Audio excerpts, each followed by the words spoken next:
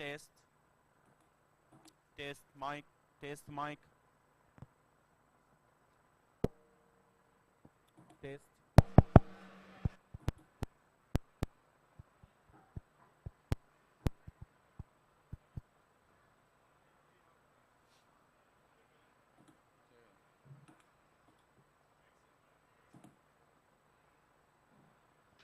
ايوه تيست. Hola. Hello.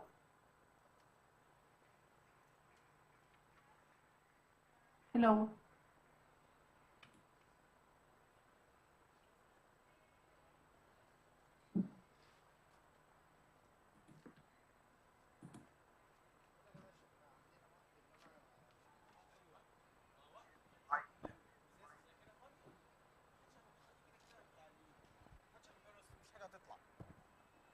Hello, Natalie.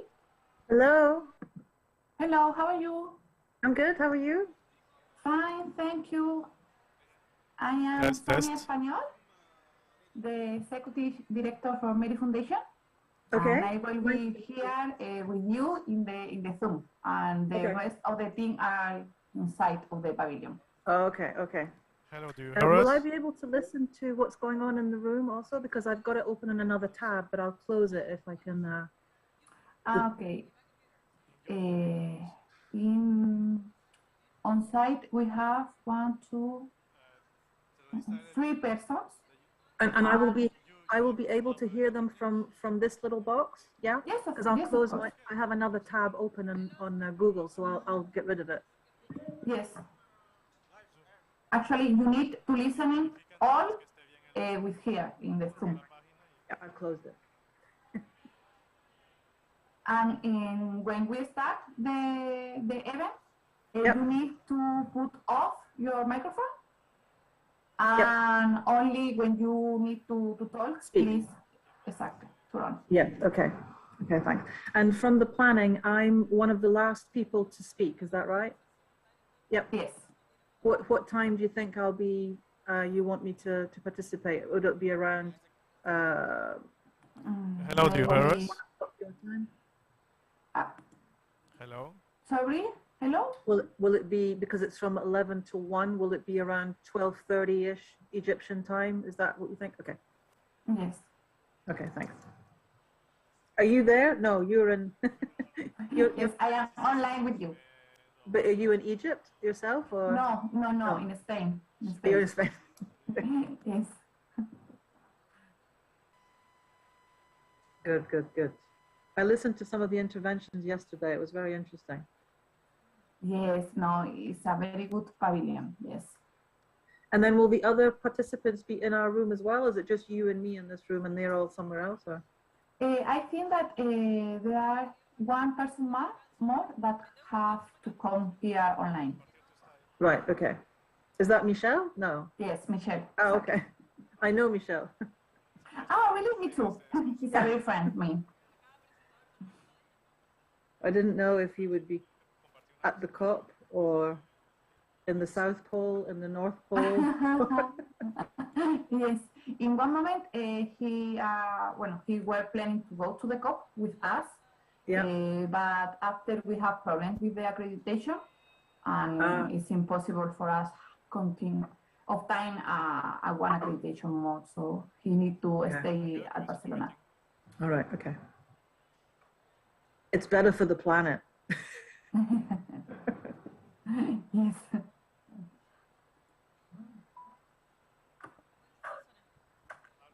Sonia, ¿me escuchas? Sí. ¿Me podrías mandar el link por WhatsApp? Sí. Estoy haciendo instalaciones aquí, porfis.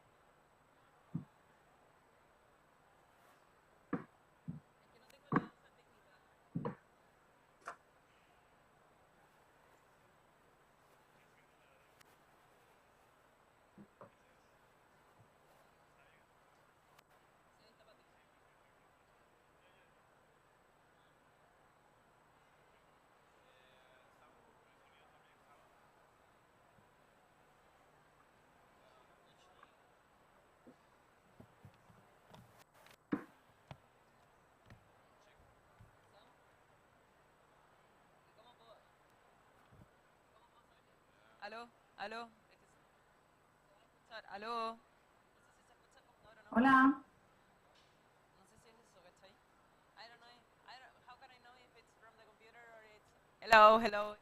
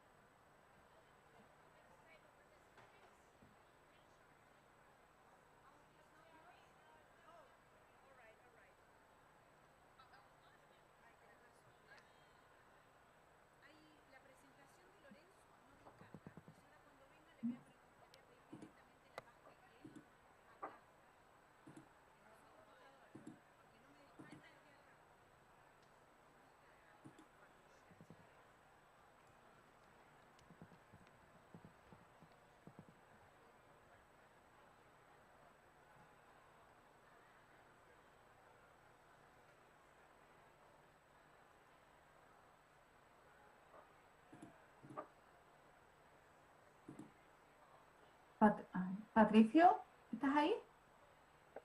Hola Sonia, buenos días. Hola, buenos días. Te tengo que habilitar, ¿cierto? Sí, pero sí, Dime. y esperar también quizás mi colega, le voy a escribir para que seamos Ok. los dos a la vez. Un Ah, ok, segundo. sí, mejor, porque ayer creo que lo que nos pasó fue eso. Sí, sí, la conexión nos votó o me votó a mí y cuando tuve que volver, claro. Ok, dame un segundo, por favor. Sí, no hay problema. Eh, Cata, ¿eres Fundación MERI?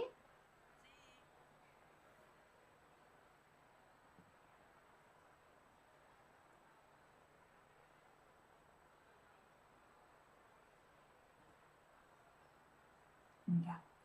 Okay. Natalie, only one thing, because yesterday we have a different problem with the Wi-Fi in the pavilion. Yep. For example, I have my presentation like you online, Yep. Okay. and was a disaster. In the pavilion, people doesn't listen to me. Yep. They lose my signal each rate, so was confused for us. But Okay. it was the first day, Yeah, and today the things need to be better. Okay. But we have a lot of doubts because this is the first meeting again. So if we have problem, I sorry. I just try again to connect with the same link. Is that Yes. the thing? Yeah. Okay. Yes, of course. Yes, Okay. yes. Okay. Thank you. Well, it is what it is, huh? Yes, the logistic in Egypt is very complicated. We have a lot of problems with different things. I was really with impressed other meetings. Yes, yes, it's by your organization. I mean, I saw your videos that you put on and and that all came yesterday. And so I take my hat off to you because I come from the events background. So I know what it's like to do pop-up events like that, and it's not easy. No, So, thank you. No, and this is the third COP that we did, and the rest will be perfect. But this is a very disaster in different things. So I really believe that we have not problem today, but it's probably so. no worries. No we worries. need to be. Thank you. No, you're welcome. Of course. It's a desert, huh?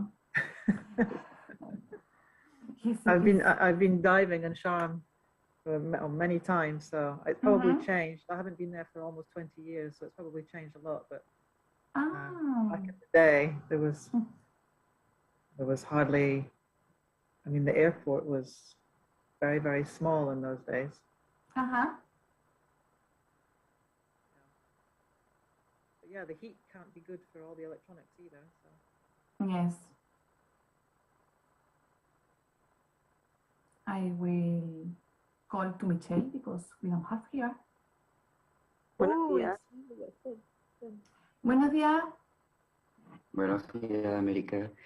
Ok, Sonia, ahora sí. Ok, un segundo.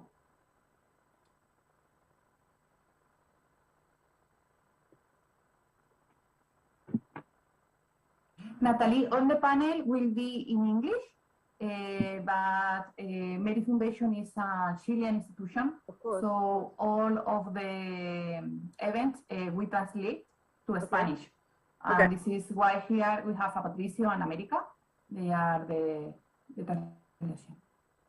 Okay. Nice to meet you all. Sorry, I don't. Thank you. Oh, no worries. That's why we're here. Thank you. Nice to meet you. I wish I could, but I can't.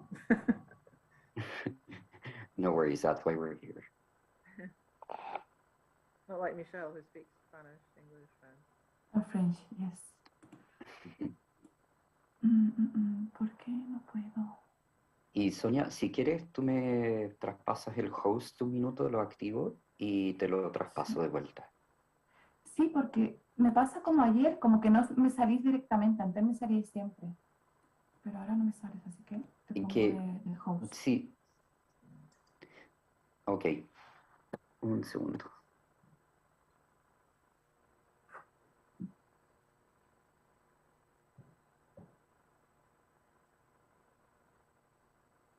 In the order of things, I'm just after Michelle, is that right? So that I can, yeah? Okay. I think so. Give me one moment and I can Thank review. you. So that I know when to get ready. Okay.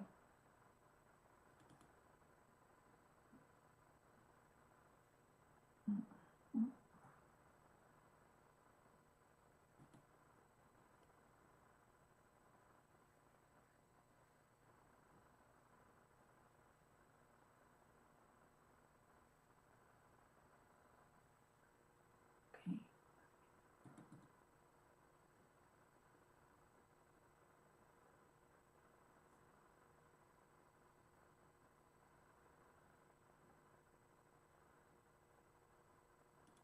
I think, Natalie, that you are the last one Okay. after Leonardo. After Leonardo, okay. Yes, Thank you. No, you're welcome. Thanks.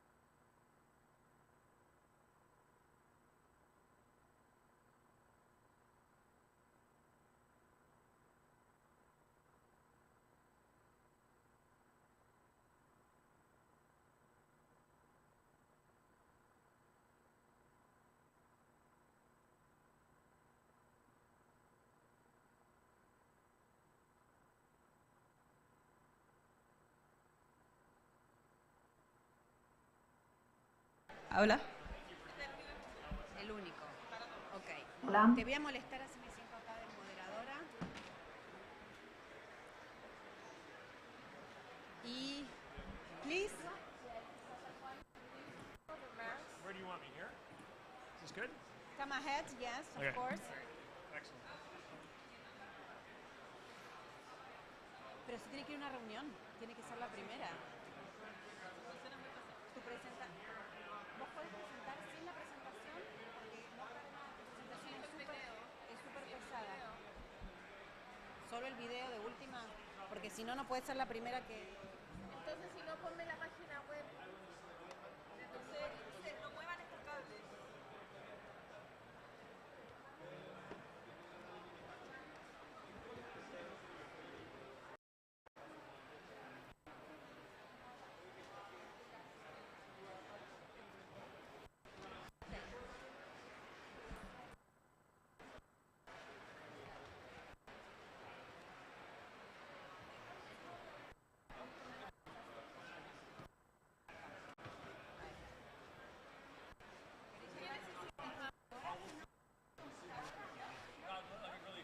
So are you working in the private sector then? No.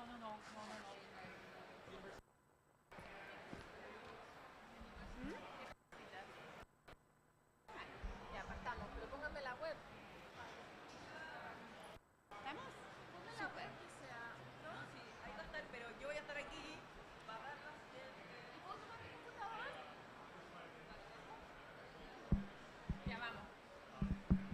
Ya, parte.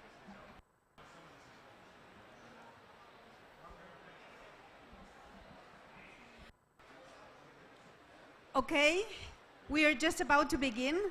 You may feel free to join us. So, as you know, this panel is on blue-green industry for sustainability. We have a thing really important on this matter. We know that globally business contribute to more than half of global GDP, generate the world's largest employment, and produce goods and services that are indispensable to consumers.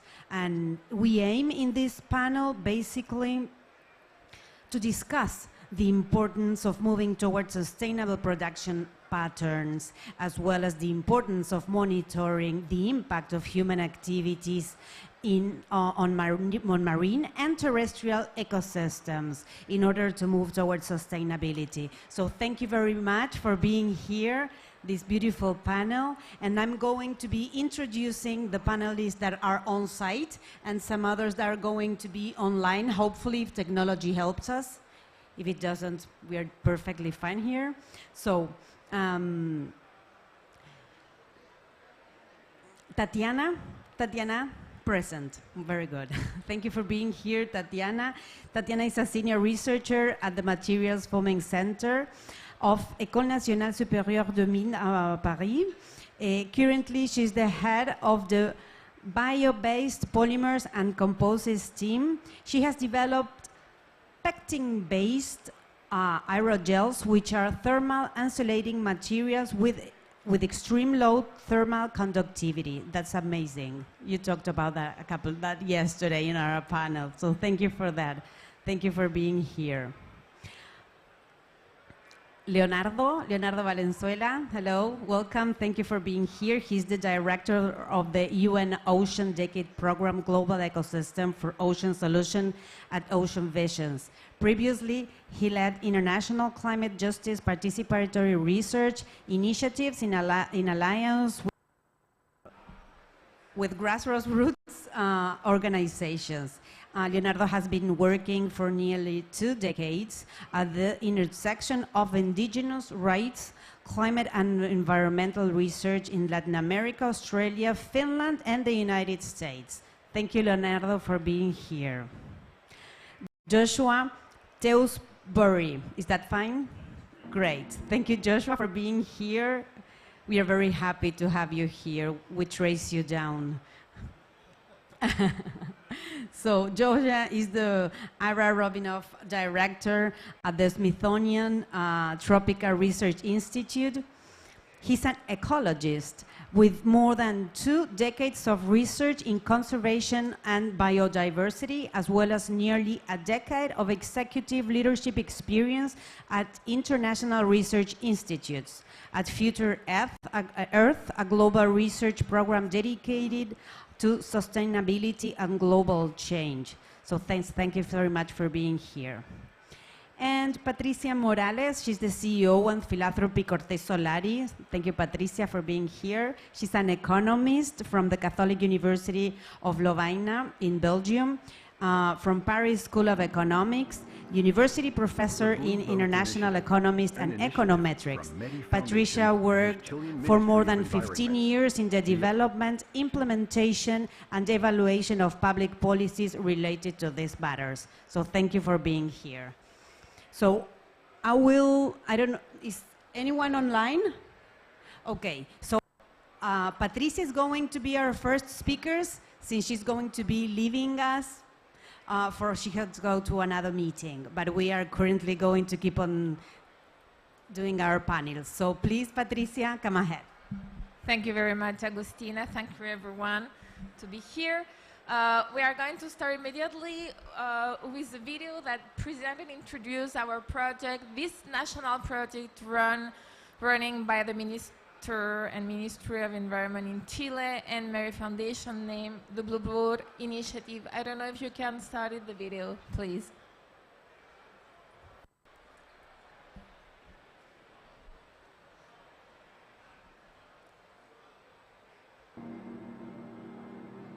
The Blue Boat Initiative, an initiative from MERI Foundation and Chilean Ministry of Environment. The oceans cover 71% of the planet and represent 60% of the international GDP, considering the ocean as the principal source of raw material for extractive and polluting industries. This is one of the main challenges facing the fight against climate change. By only economically valuing marine ecosystem services, like the ones provided by whales, we will be able to understand and get to know the value of our nature to make rational, efficient, and sustainable decisions. The main cause of global warming is CO2. This is naturally captured in the seabed. This absorption is called blue carbon. This process is much more efficient compared to what occurs in terrestrial ecosystems. Whales capture more than 33 tons of CO2 throughout their lives, which is deposited on the seabed by the time of their death. This is one of the most valuable ecosystem services that oceans provide us, and is the key factor to mitigate climate change. Another ecosystem service that the oceans provide us is the generation of the 50% of the oxygen consumed in the planet. Oceans are fertilized by whales, providing essential nutrients and allowing phytoplankton, microscopic algae, to proliferate, absorb CO2, generate oxygen, and more food for all the species involved in the food chain. However, despite the role that whales play to mitigate climate change, they are under threat. The indiscriminate hunting that they have faced for years, ship strikes and collisions, are causing their imminent extinction. MERI Foundation, together with the Chilean Ministry of Environment, have created the Blue Boat Initiative to protect whales and, through them, our lives.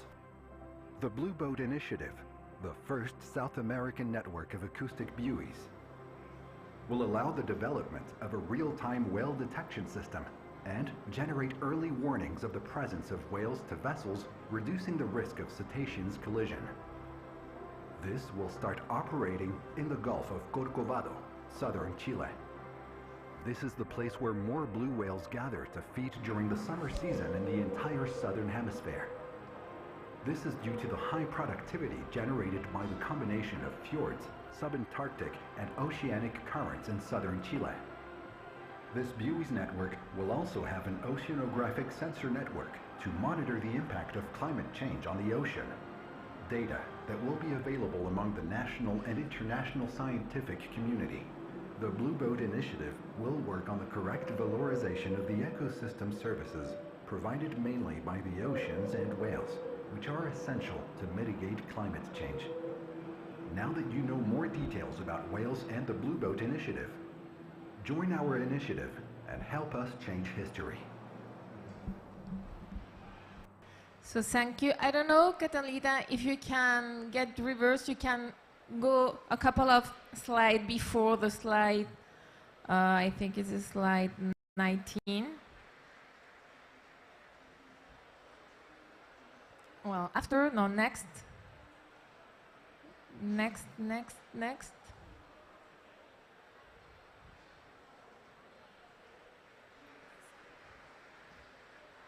No. I want this slide. Next. Next. Next.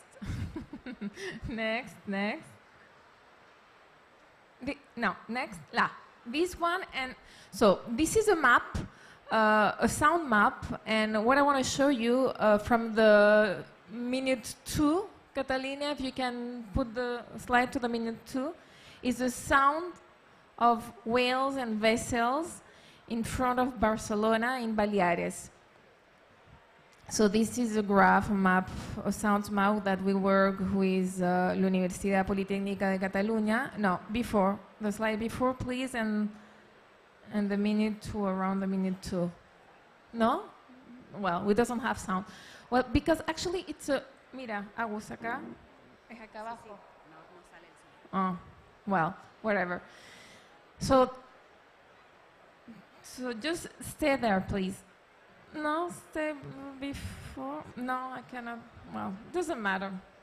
So the thing is that this project was started around 2018 after several years of monitoring of whales in North Patagonia from MERI Foundation, and eventually what we decided is to create this technology in order to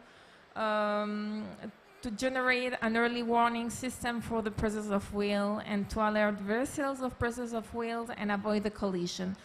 So we start these projects together with the national government, several entities, and this project has 2 main lines. The first line is the technological ones that try to generate this early warning system, and the second line is try to evaluate the marine ecosystem services of the blue whales and the cetaceans in general. I don't know, Catalina, if you can move to the next slide. Next. No, next. For next. That. So this is Chiloé. This is the main island in Chile, the south of Chile, in the very north of Patagonia. And this is a road, let's say, that uses the whales. And what we started to do is to implement the first buoy in the south. Then we are going to put other buoys around the island in order to generate this safe space for them. What it's important to notice is that this kind of project require not only the technological side, but also the institutional part, and the institutional part means the public sector and also the private sector. So what we want to do is start to export this kind of projects in the rest of the Pacific in order not only to protect the whale, but also to monitor the marine protected area, because this kind of technology can also study the biomass, and this is what is it about at the end of the day. To understand that the cetacean is a species, a pilot species to protect the oceans and to promote the marine protected area. Thank you. Thank you very much, Patricia. If you feel free to go to your meeting, you can come back afterwards. Your turn. That's great. So I wanted to step back just a little bit and talk a bit about the sort of changing currents in science, the changing currents in industry, and the integration of technology that has brought us to this point today, where we're having conversations about green and blue infrastructure as a driving force of economic development around the world, and what that means for different sectors and for different countries in that space. I've worked in this space from a number of perspectives, and both as a scientist also as sort of a cat herder for science, trying to support scientists to be more effective and engage with other sectors, and also as trying to drive awareness of the technological innovations that are happening around the world, and how they can lead to climate solutions. One of the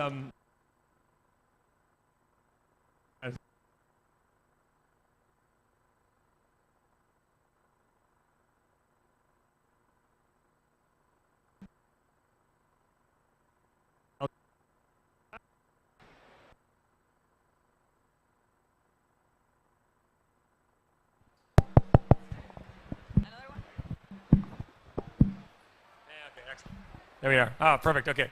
So there's I want to just talk about a couple of observations in this space. One is that the number of solutions that are coming out of blue and green industry, and I think my colleagues here are going to talk about specific solutions you're working on, for example, from an industry perspective, from an academic perspective.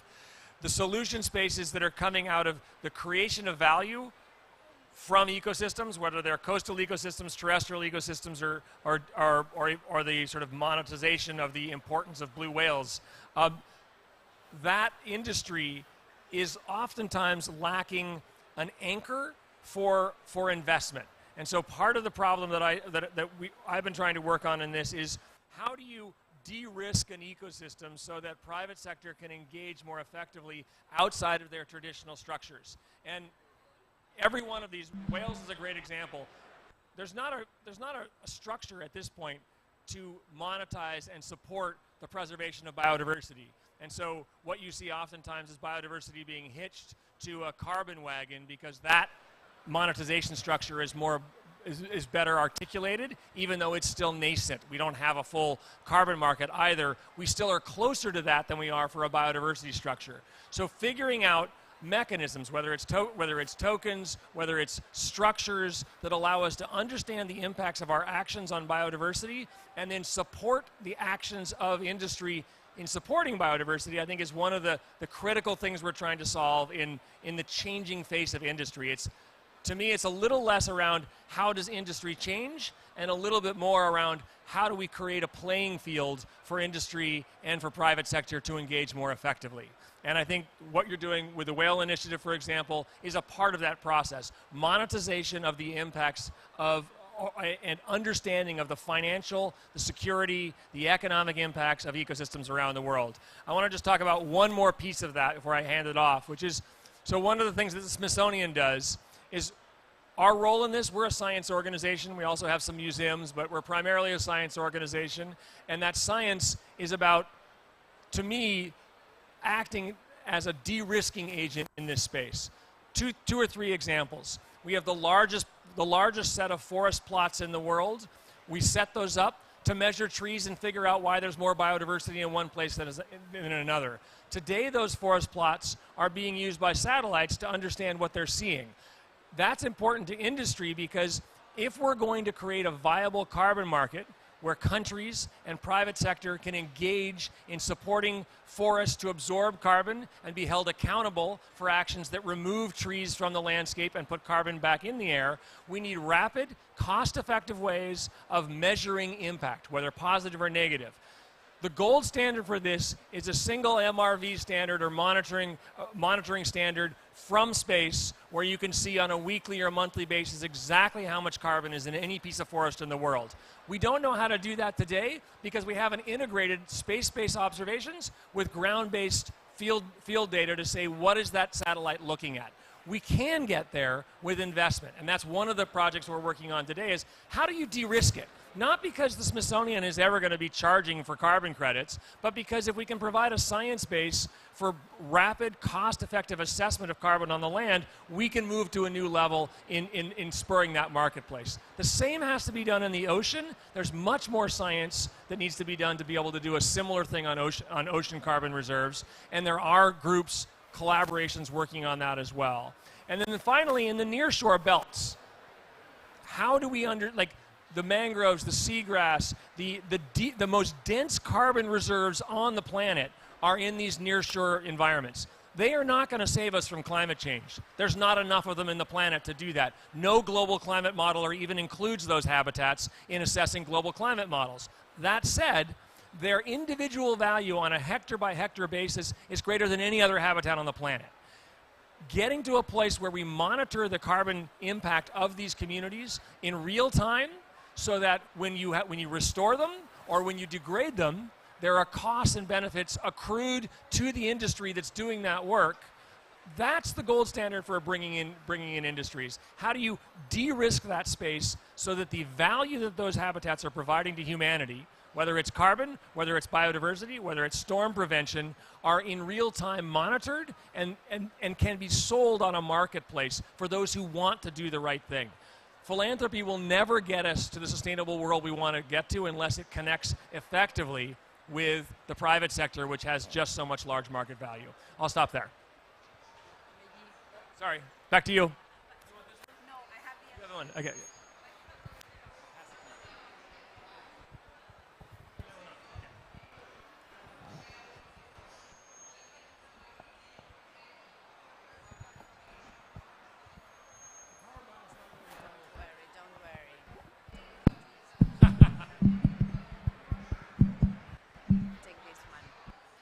You, thank you, Josh. You said a key word, which is monitoring, and that's something that we're really looking forward to doing. That's mainly one of the aims of Blue Boat Initiative, to monitor in real time. So thank you for bringing it up, and it's linked with how to finance this, like find a marketplace. It's key.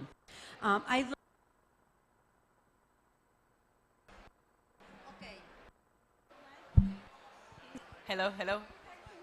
Okay. So I would like to introduce our speakers that are online. Hello, thank you very much. Natalie and Michelle for connecting. I'm going to be introducing them. Natalie is the project leader of the Sea Index initiative at the Yacht Club in Monaco. Natalie is not a scientist. We totally got that. Thank you for making it clear. But has worked at the yacht industry since 2011 after a radical change career from producing musical theater in Paris and London. You're my hero. Okay, thank you then, Natalie, for being here. And Michel André. Hello, Michel. Thank you for being here. If you could turn, there you are. Hello, how are you? Thank you for being here, Michel. Michel is the director of the Laboratory of Applied Bioacoustics. His research focuses on the development of acoustic technology for the control of noise pollution in the marine environment, the study of the biological and pathological impact of noise pollution on the acoustic pathways of marine organisms. So thank you very much, Michel, for being here. And you go next, Michel, please. You have the floor. Thank you very much. Good morning, everyone. Thank you for putting this panel together.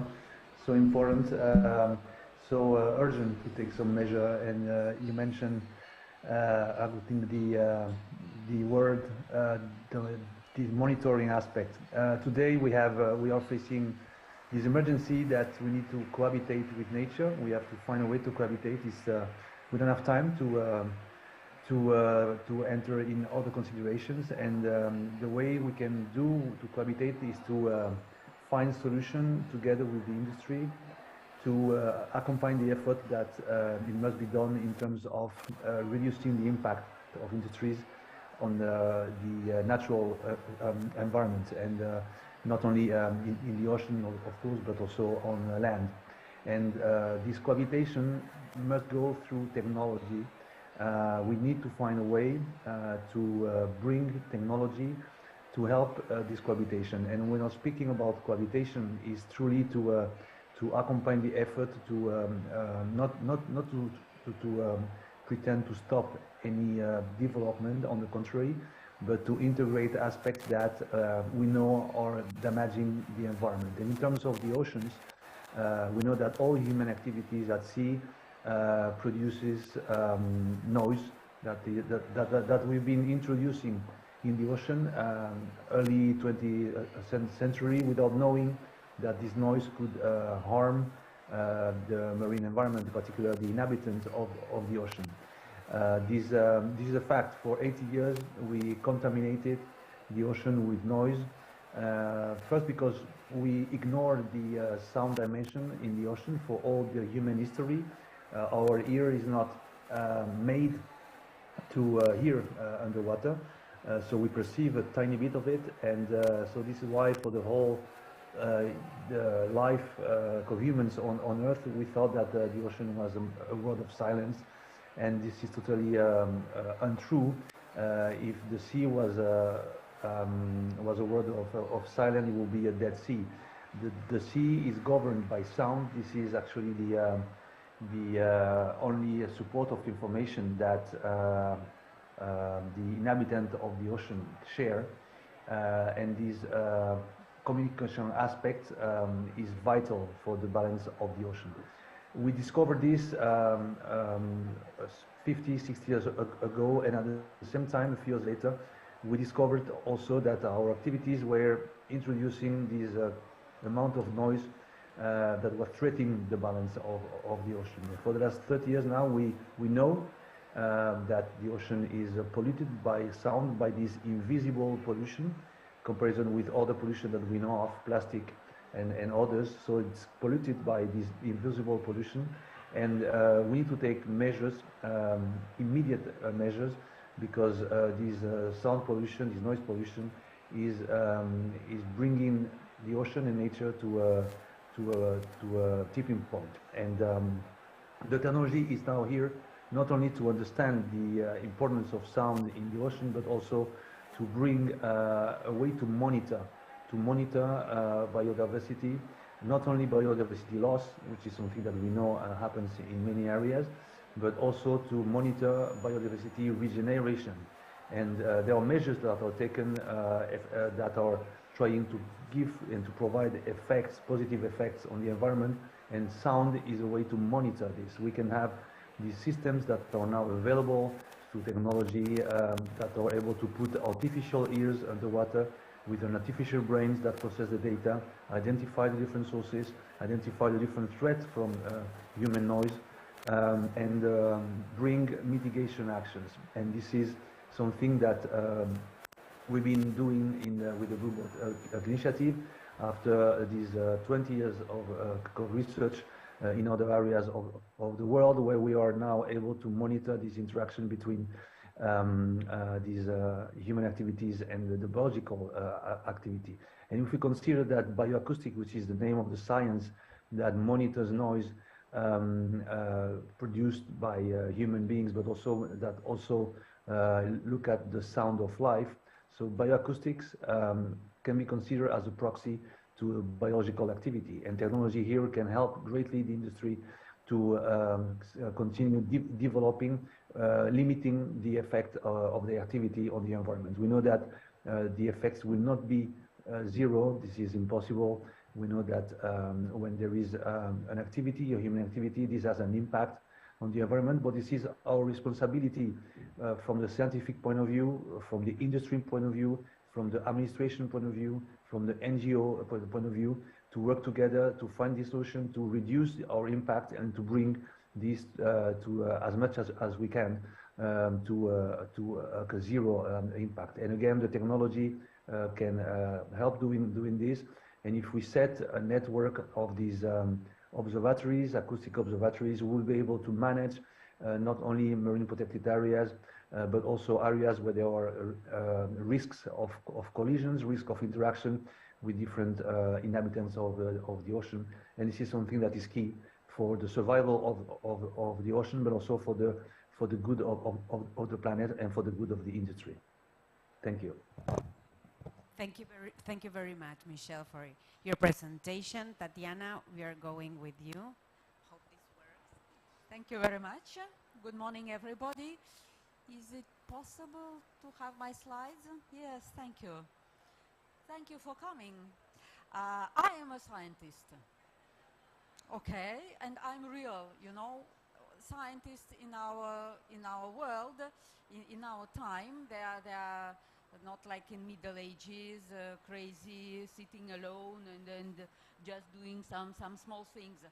I have only my name here, but you know, behind that's a work of a lot of PhD students. I'm supervising postdoctoral researchers, so I'm representing our view and the work of my team.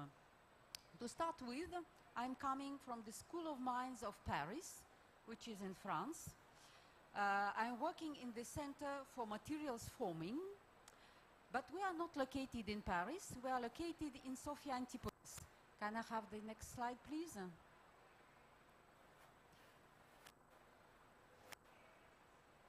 Yeah.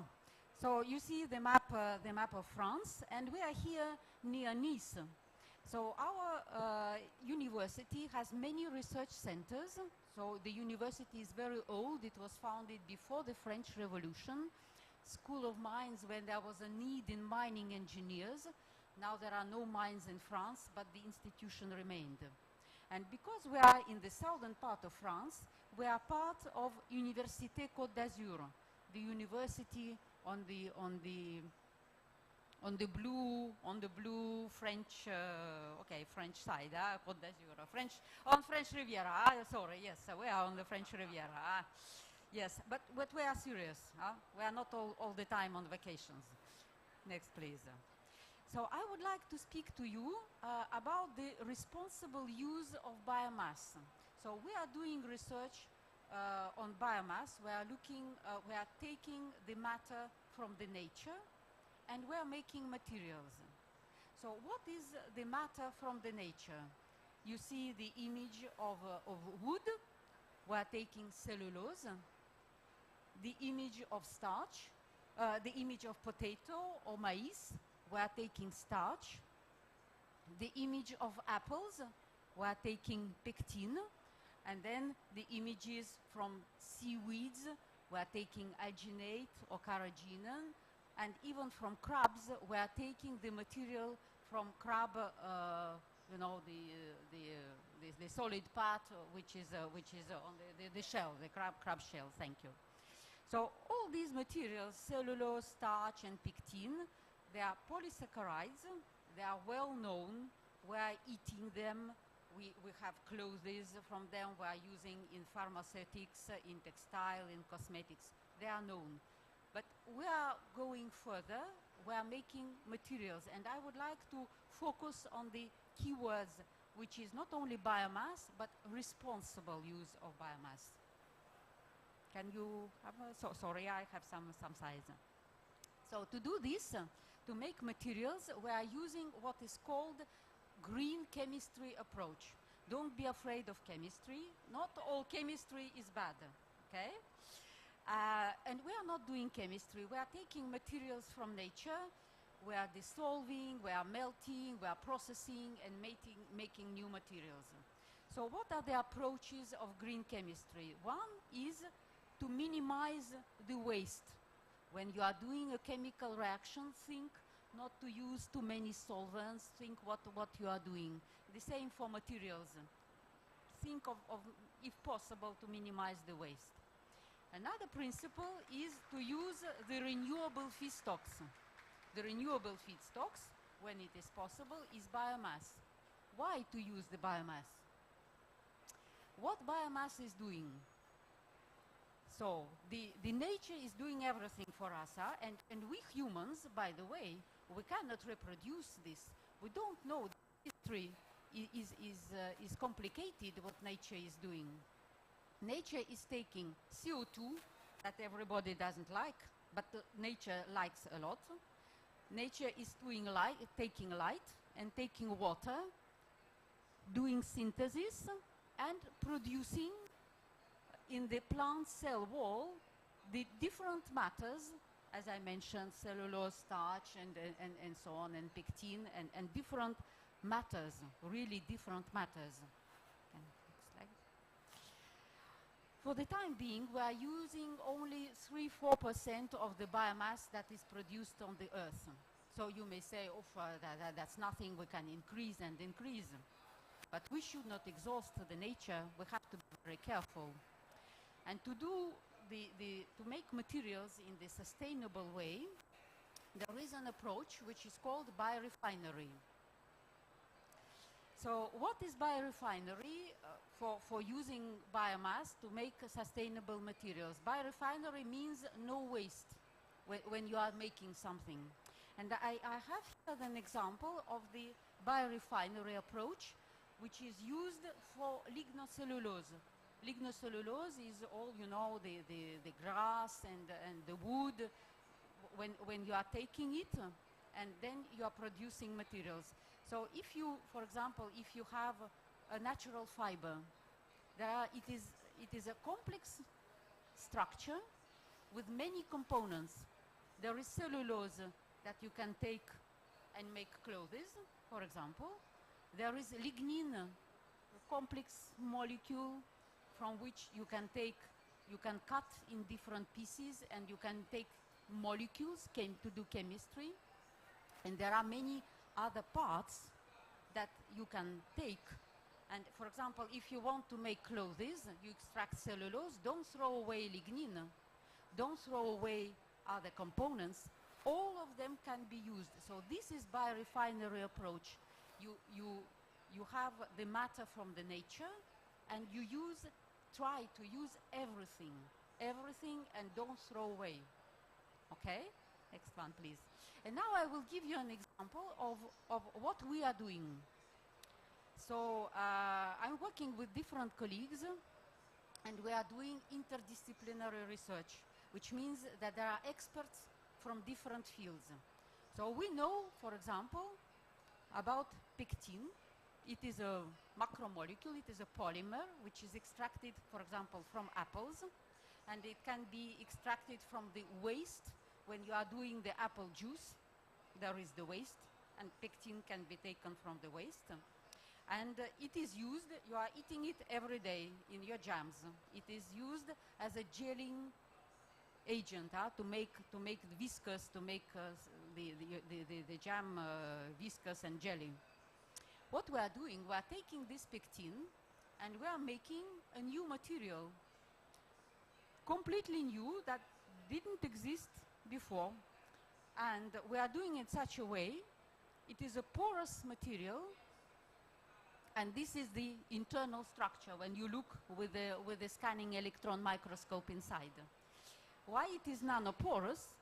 Because the pores are very small, of the size of the few tens of nanometers. And because of this material has very specific properties. It turned out that it has very low thermal conductivity. It is a thermal insulating material. So it is very interesting to use this high performance thermal insulating material, for example, for buildings, for insulation of the tubes, instead of using air conditioning that we are using a lot. To protect would be much better, so that the heat will not go inside, or if it is cold outside, it will not also enter. So these materials turned out to have very, very low thermal conductivity. You can do other things with these materials. You can use them, you can eat. Okay, we are eating in the lab because we are not food laboratory. But in principle, we can eat. There is no toxic compound anymore there at all. We are taking pectin, dissolving, gelling, using a procedure. And you can use it as a drug delivery matrix. You can put some drugs inside.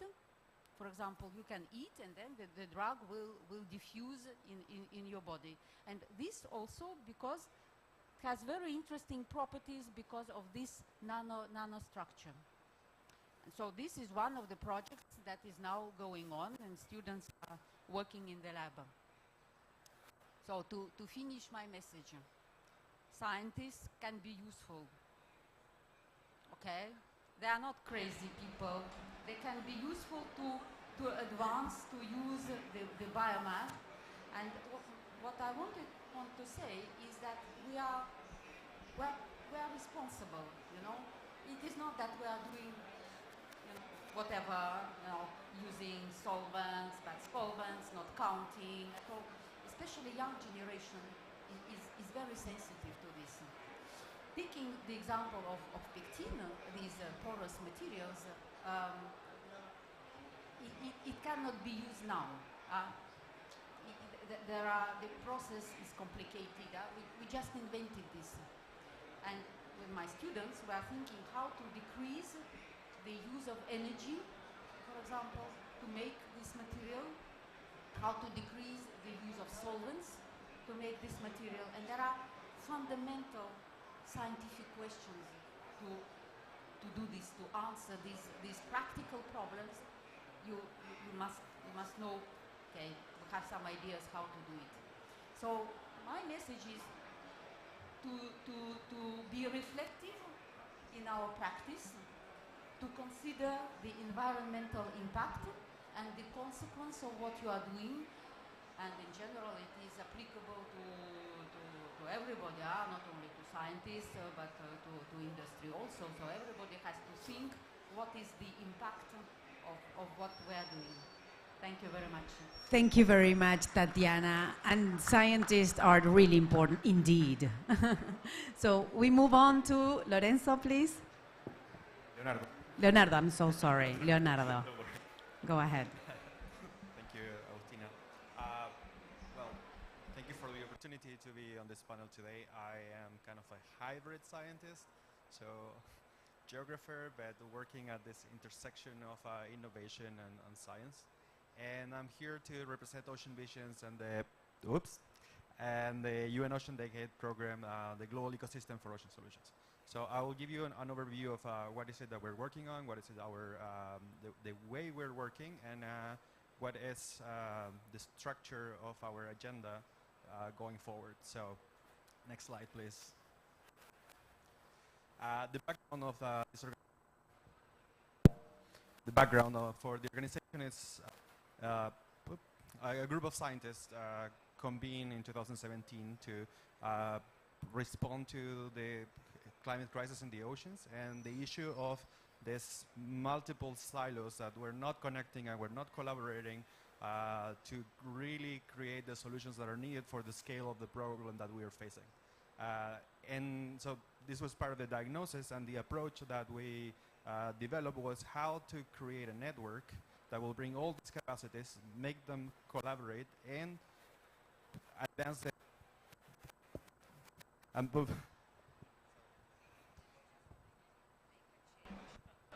thank you very much. Oh yeah.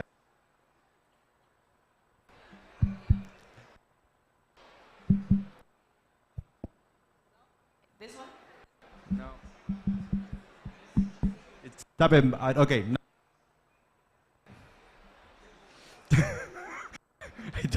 I don't know what to say, but okay. Okay, now it's working. Every time that I start, yeah. So all these silos, bringing them together and advance specific solutions that are most likely to contribute to solving this climate issue. So the next. Let's try this. I think I have to. Yeah. Okay. Yeah. So the next slide. And thank you. So this is the consortium that was formed, and there are these three ways of acting. So on one aspect is the research consortium that has some of the most important oceanographic and scientific institutions in the United States, and it's also expanding globally. And we also have an acceleration and impact partner section that has, again, great institutions like the AGU or ESRI that you may know from there, and SOA, and also Ocean Visions as an NGO that is the part that is convening all these groups to create the solution. So the next one. Our mission is to face head-on the climate crisis, developing innovative and durable solutions to these challenges. And so addressing the existential threats to the ocean posed by global climate disruption, support innovation, development and demonstration of solutions that directly address the climate driver negative change in the ocean, and engaging a vibrant. Sorry, this is frustrating.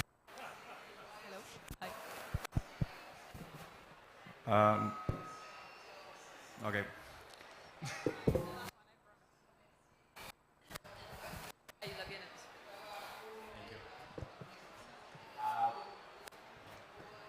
Next slide. So our theory of change is if we focus on very specific, very specific themes, and we advance what we already understand as the most likely solutions, and there is very good guidance from the IPCC on this, particularly on issues like carbon removal and several methodologies for restoration. So we identify high priority areas for action, and we convene the best talent to advance these solutions. A very important part of this is to say that talent, of course, is distributed everywhere. Opportunities are not. So we are also convening an international community that can advance these opportunities so that we can reach the best talent everywhere to advance these solutions. So the next one, please. Yeah, so a major issue regarding the ocean and climate is that it's a very underinvested area. So the drivers of like what climate change is causing to the ocean is overall, of course, affecting all aspects of life on Earth. And what we are doing is tapping into the great opportunities that come also from using the ocean to deal with the climate issue. So in a way, we are an ocean conservation organization, but we are also we're also moving beyond conservation, moving into the phase where we need action that has a different scale and has different methods than what environmental NGOs have used until now, and the types of alliances that we are creating. So the next one, please. So what is the challenge? Of course, there's two forms of stress that we are addressing. One is the issue of thermal stress and ocean warming, and the other one in the next slide is ocean like chemical stress, ocean acidification in particular. So I could get the next slide. Thank you. And yes, all the ocean warming, and then the next one. And so chemical stress of ocean acidification. Next slide, please. So what we have diagnosed is that decarbonization, which has been known as the main priority for climate action, is not really meeting targets. We're not going to get anywhere near 1.5 with decarbonization only, and it's very important, fundamental component, reduction, but it's really not enough, and that's why we need other types of action. And also understanding that 1.5 is not safe. It's very arbitrary. We already know this, and we're also not going to meet this target. And even 1.5 holds the possibility for irreversible change. So we are working in these three areas that we have recognized. When it's reducing, which is decarbonization, removing, which is the technique for carbon dioxide removal in particular, to deal with legacy CO2, and repairing, which is the restoring area that is probably the most controversial right now, but it's something that we can really not afford to not do. So our program is reduce, remove, regenerate, and reach. So this is the aspect where we really need to create a community around this. There are many inequalities in the science and inequalities in the business sector on how to tap into the opportunities that, of course, come from engaging in this type of large-scale action. And that's a fundamental part of our engagement with the United Nations in this area. So the next one. So the potential for ocean decarbonization, we know, yep, you can just go into the next one. So in order to get to 1.5 by 2015, we need to remove 6 gigatons of CO2 per year. And this is a massive endeavor, of course, that we were just talking about whales. 6 million whales is the equivalent of what we will need per year in terms of biomass to just capture that level of carbon. And it's also a very interesting market because we're talking from 100 billion to $1 trillion dollars is the value of this endeavor. So next one. And carbon removal, of course, is not the only way to deal with the issue. We are also working on techniques that are related to bio and geomimicry. So all the capacities of the biological pump, and we are creating roadmaps to advance this. And these roadmaps are for all sectors to use, and they are in our website. You can check them there, and they're giving advice on partnerships and all ways that the science can be advanced, and providing guidance, for example, on algae. We have working groups on microalgae, macroalgae as well. We just released a scientific guidance report on sinking seaweed, which is the most important report to date on this area. And can I get this? Yeah, so this is just like the 5 roadmaps that we have we developed so far. That it's one of our most important products. And then next one, thank you. So yeah, that's the areas: ocean alkalinity, algae. Sorry. And we're also enabling the environment for the discussions around CDR. So working with different algae on the communication aspect that is required for this type of innovation. And we're also supporting innovators, working with the most advanced startups that are making reality carbon capture technology at scale. That's our Launchpad program.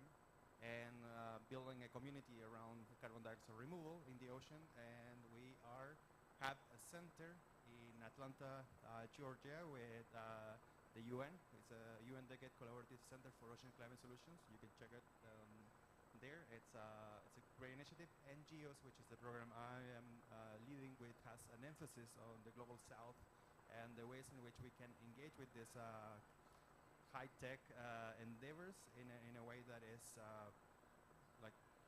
brings equity and brings opportunity for this new space. And the summit, we have a summit next year in April. It's going to be the most important convening for ocean science and ocean innovation, in particular in the ocean climate nexus space.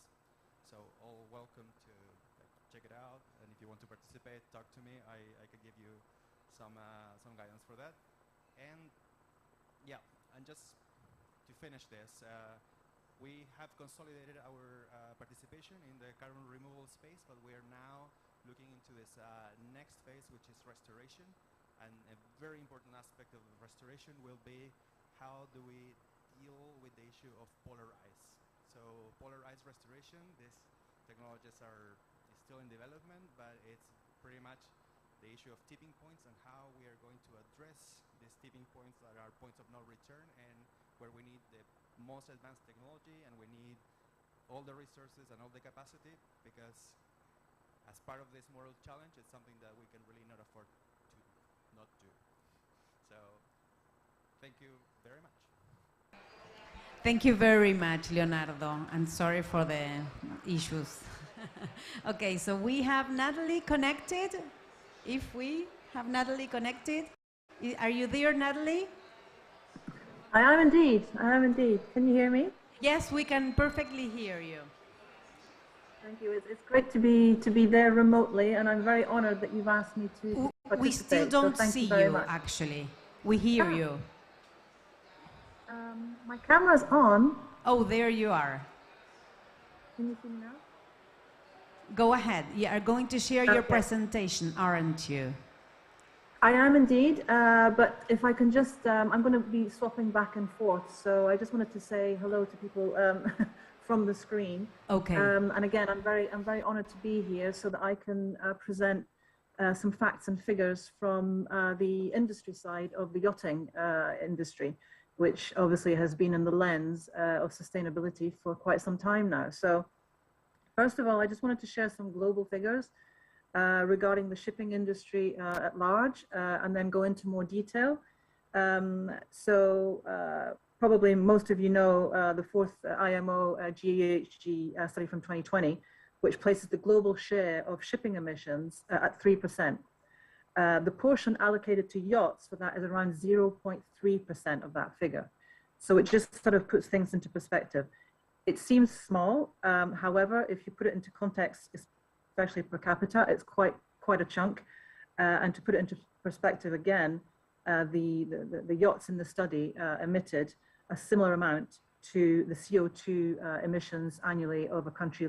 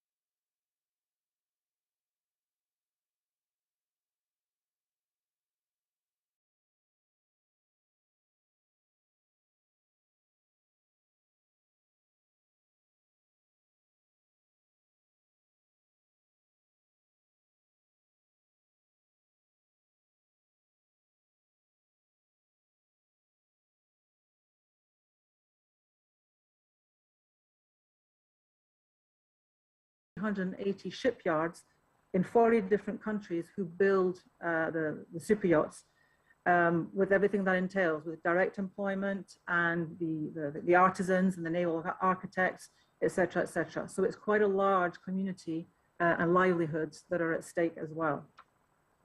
So I will stop sharing this. And coming back to me. So basically, the Yacht Club de Monaco, what can we do at our level? Obviously, primarily, we're a sailing club organized around social activities. We're also a platform for exchange of ideas, innovation in the yachting sector for our members, but also for all stakeholders in the industry. So we're a very small cog in the much larger wheel of the Principality of Monaco, who's made the energy transition a matter of national policy.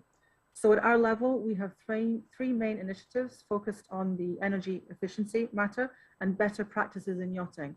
So I look after the Sea Index, which is a non-profit organization, and we've also invented a tool, which I will come back to.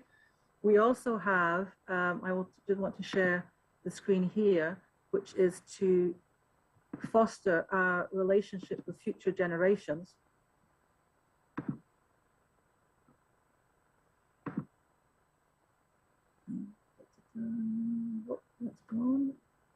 We have an event called the Monaco Energy Boat Challenge, which basically, as I said, fosters the link between university students. This year we had over 23 universities that participated in this week-long event. This year will be our 10th anniversary, and we put these engineers together with the industrialists so that they can work ideas. So I'm sorry that I can't share the document on that, so I will just forget it. We also have what we call the Monaco Capital Advanced Yachting Initiative, which promotes the coordination of actions, more sustainable actions with the local actors, signatories of a charter to encourage them to comply with the guidelines in the UN Global Compact. That's the Monaco Energy Boat Challenge, which I'm seeing now. There seems to be a delay on my computer. I apologize. So now I will go into the Sea Index, which is the thing that I'm actually responsible for, and see if I can share. Okay. So back in 2019 and 2020, the Sea Index calculation tool for carbon emissions of super yachts over 40 meters was totally pioneering. It didn't exist. It was adapted from the IMO's EEDI index and specifically adapted to super yachts. I will go through exactly in a second what we actually do with this tool. 2 years on from 2020, the Sea Index is still evolving. We're looking to make it develop into a multifaceted tool. We are working with different actors in that sense. We've got a very, very long way to go, but we've got a community, a small community, is to be said, but a community of forward-thinking super yacht owners who want to push this forward, and there is a shift that's been noticeable. We're conscious that the tool doesn't address all the issues of pollution. At the moment, it addresses CO2. CO2 obviously implies other things like SOx, NOx, etc., and also the noise. That's why I want to salute my colleague and friend Michel André, who we work with closely, because obviously if we're going towards cleaner propulsion, it means reduce noise levels as well. And of course, there are initiatives that are, let me just go into this mode.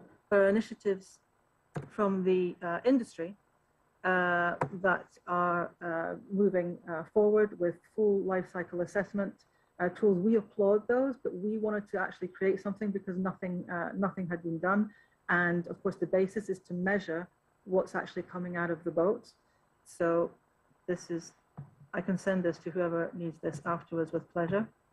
So what is the Sea Index? It's a simple, easy to use rating system to assess the CO2 impact of super yachts, provided for everyone by a non-profit organization, which is us based in Monaco. We actually are a separate organization from the Yacht Club de Monaco, and we are non-profit. We obviously, as I said before, we're not scientists, we're a yacht club, but we partnered up with Lloyd's Register, which is a certification company that most of you are probably familiar with if you deal with the shipping industry. They saw the validity of our tool, and they helped us adapt it to take it to another level, which is phase 2, which I will go through. So we wanted it to be very simple. So it works a bit like the system that you have on your fridge, and it measures the energy intensity of the super yachts. At the moment, we've calculated for super yachts over 40 meters. For people who don't know what a super yacht is, it's anything over a 24-meter yacht is generally the accepted definition of a super yacht. It's not because we were being fancy or anything, it's because the tool is adapted to calculating the CO2 emissions for displacement yachts. Yachts that are under 40 meters tend to have semi-displacement hulls. This is something that we are working on. We want to develop the tools that it addresses yachts below the 40-meter mark. But at the moment, this is what we have. So it's a rating that goes from 0 to 5, 5 being the least impactful on the environment. We're not talking about anything being green here. We're just saying that it's the least impacting on the, oh, sorry. I'm sorry, I've just had a message saying, I hope you can see me, that it's bigger now. So, as I said, the rating goes from 0 to 5. We set our minimum standard for the C index at 3 stars. So any yacht that gets evaluated through the C index and gets a 3-star rating can fly the C index flag and can be a member of the Super Yacht Eco Association. Again, we're not saying that yachts are ecologically friendly. We're just trying to at least mitigate the emissions while we're waiting for the hardware to be developed. Come on, just one. That works. Yeah. Hello? Yep. Something's bugging, hold on. No, you're still okay. Yeah, but my screen is not going from picture to picture.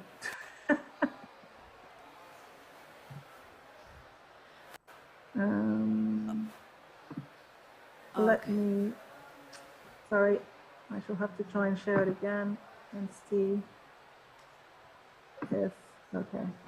Okay, so thank you very much. Are you listening? Yeah. Yes, I am okay, listening. great. Sorry, did I overstretch? Can you hear me? Yeah. Yes, perfectly so well. I can send this to whoever. Sorry, it's a little bit long. We've gone through different phases. The second phase takes into consideration the typical operational profile of a super yacht, because obviously they're not always at sea. And whoops. Sorry. It seems that things have gone a little bit pear-shaped, so I do apologize. But this is basically how the system works, and it's very simple. It only takes about 5 minutes to actually put in, I don't know if you can see this. Yes, this is actually how the evaluation works.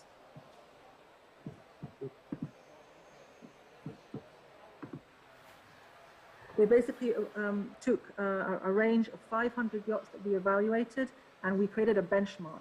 So anything that was under the 3-star is the ones that are not up to par, and anything that's above the benchmark, is allowed to be a part of the association. And this is an example. So the owners can actually see where their yachts fall on the benchmark. Then we have our different memberships to actually try and shift the dial.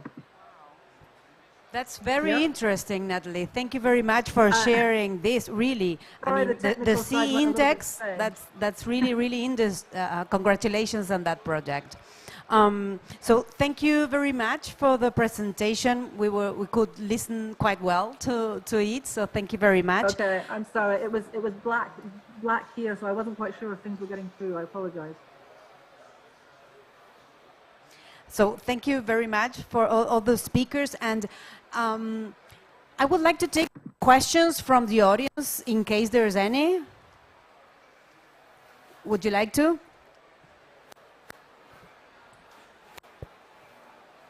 Okay, thank you. Abdullah Abdurrahman from Egyptian Meteorological Authority.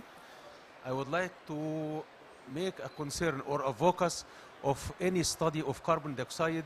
It will be must related to the atmospheric ocean interaction, because it's very important. Some of energy transfer from ocean to the atmosphere is effect sometimes or many times, but carbon dioxide, if I'm making an indices like that, what we showed now, didn't take in consideration in that index the instability or stability of the atmosphere, because some release of carbon dioxide from one place can go up with vertical motion and can affect in another place. So it will be transfer or taking the effect from place to another place. Also, the energy transfer from water vapor, not only carbon dioxide, the water vapor released in the atmosphere transfers the energy from the ocean, like in Nino and La Nina area, to another places. It will be effective in the circulation, general wind circulation in the atmosphere. I hope for any study to making interaction or making a cooperation between oceanography and meteorology studies. Thank you. Thank you very much for your question. If anyone likes to answer that question. I can just say that I think there's the opportunities for CDR in the ocean, I think as you're lined out, are both exceptionally large and probably the biggest sort of scientific challenge given the complexities of carbon movement within the ocean, transfer carbon fluxes between the ocean and atmosphere. And building out sort of a what I would call an MRV or a monitoring framework through which industry can actually build a structured infrastructure to measure the influence of measure our capacity to effectively remove carbon from the atmosphere and put it in the ocean, and importantly have it stay there and measure where it moves, and just as importantly understand interventions such as trawling and other pieces on carbon flux within the ocean. There's still quite a bit of science in that space that needs more work. In other words, there's a reason we don't see that marketplace, fully fledged at this point. What I think some of the problems we're facing today is the urgency in taking advantage of that massive store of carbon or potential store of carbon, and the lack of scientific consensus to create an open access, full MRV framework from which we can gauge the impact of our actions. So another way of putting it is that a lot of investment in CDR in the ocean is on the sidelines because it's not de-risked sufficiently. It's still very risky because we don't understand enough of it to be able to know that when I put money into it, I can see value from that dollar, and I will know that the action I'm taking is essentially what you're saying, is pulling what I'm saying I'm pulling from the atmosphere into the ocean. So there's a lot of different schemes. Some of them have more potential than others, some of them more verified than others, and I think the work you've been doing is trying to make some sense of that landscape so that industry can engage. Is that fair? That was my next question. How do you address an approach to industry in order to make them understand that actually climate change is going to affect their supply chain, and how to engage them in this matter? Oh, it's me. Okay. It's you. Yeah. Yeah, okay. definitely. Yeah. So no, I think it's like I'm too close to the. I don't know. I think it's gonna be fine. Let's try. All right. Yeah. Yeah, I think that's the issue. Okay, so recapping to the issue of what collaboration with industry, and I think what you were asking is about the risks associated to.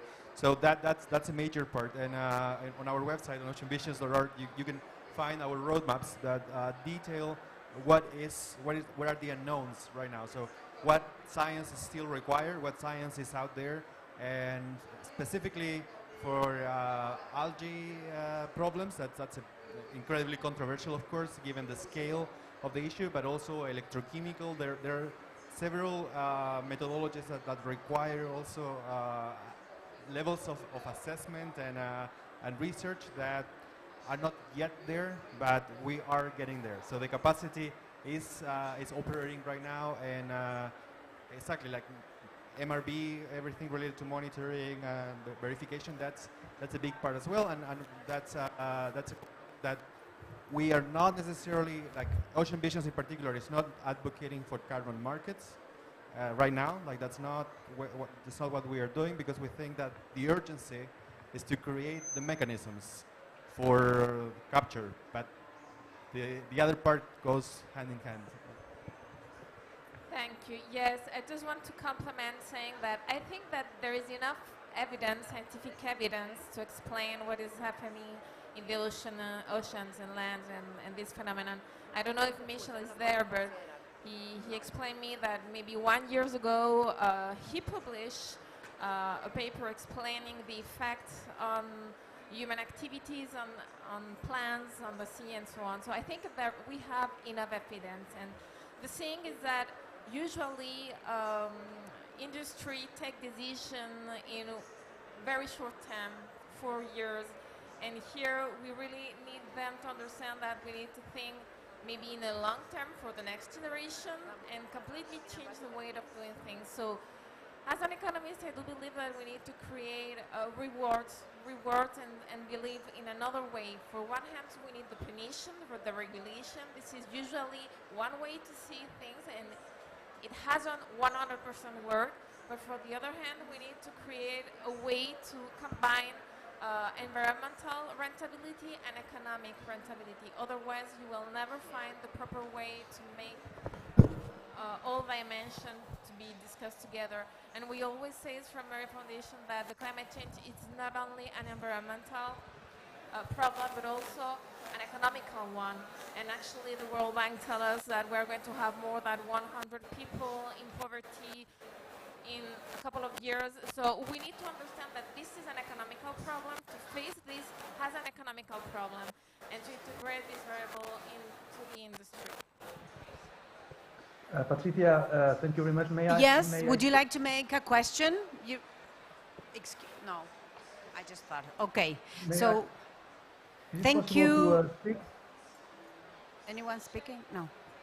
Yes, I'm trying to speak. It's Michel. Michel, is that you? Okay, we don't see you, but we hear you. Okay, I can see you and my camera is on. All right, thank you very much. Yes, speaking about the evidence, the scientific evidence that we have, for sure we have evidence. Speaking about specifically this noise issue, last year we managed to show that even aquatic plants were sensitive to noise. Well, first they were sensitive to, they were able to perceive sound, but they were sensitive to noise to a point that they could be killed by ship noise. And of course this is worrying in terms of the impact of what we were speaking about, this invisible pollution, because it brings really this issue to all the different layers of the ocean, from the great whales to the plants, to the vertebrates that include coral reefs, plankton, crustaceans, cephalopods, jellyfish. I mean, anything that we can think of marine life is affected by noise pollution. So the evidence is there. Of course, we need to continue and to continue to understand the relationship with noise and sound that the different inhabitants of the sea have. But we cannot wait for any regulation, although we need them as society. We need to regulate. But we know that the regulation lasts much longer to be put into action than the effective technique and technology.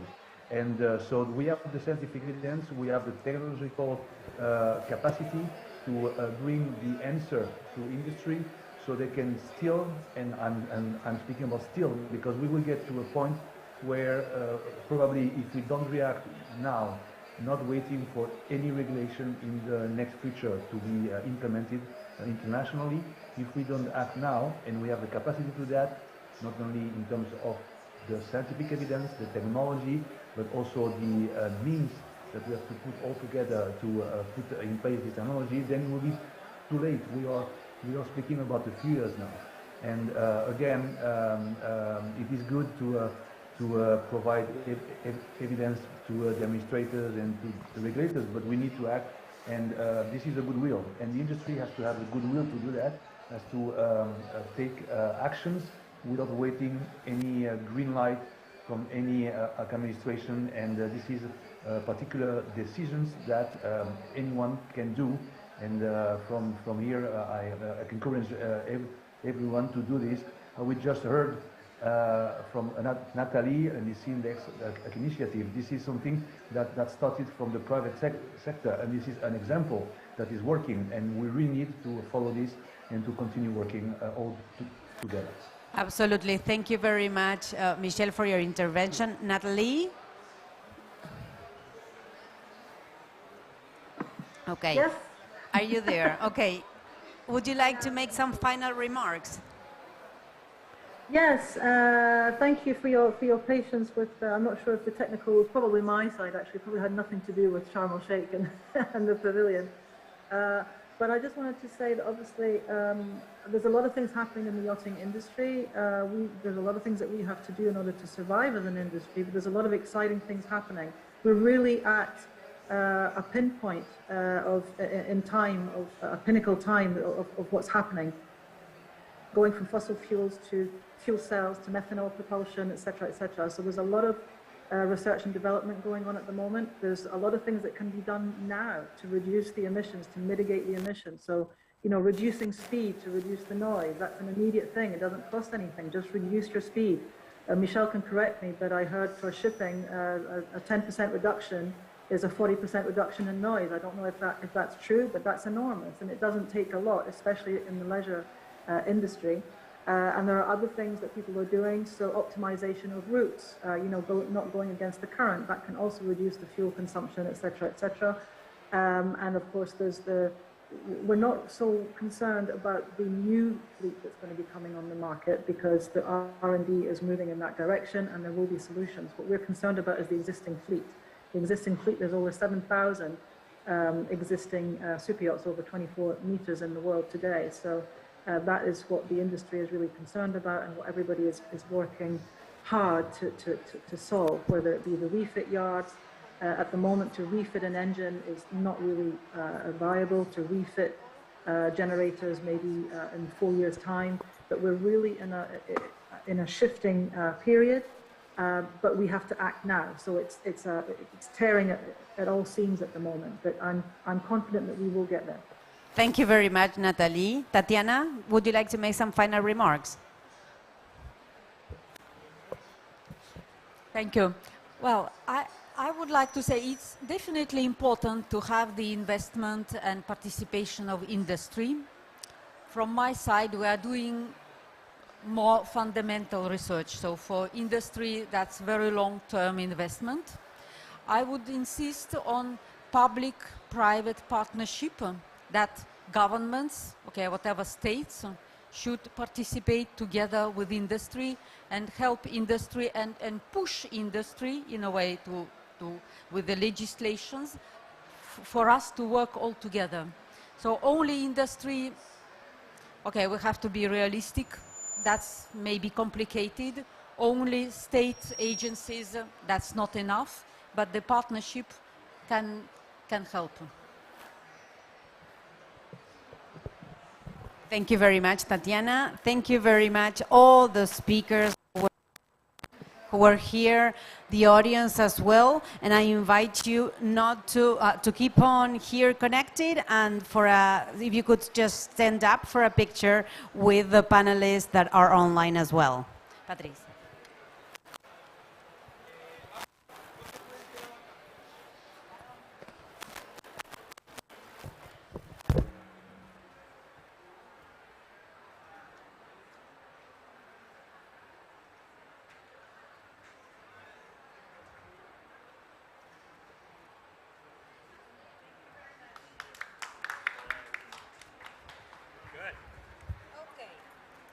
Ready? Our best.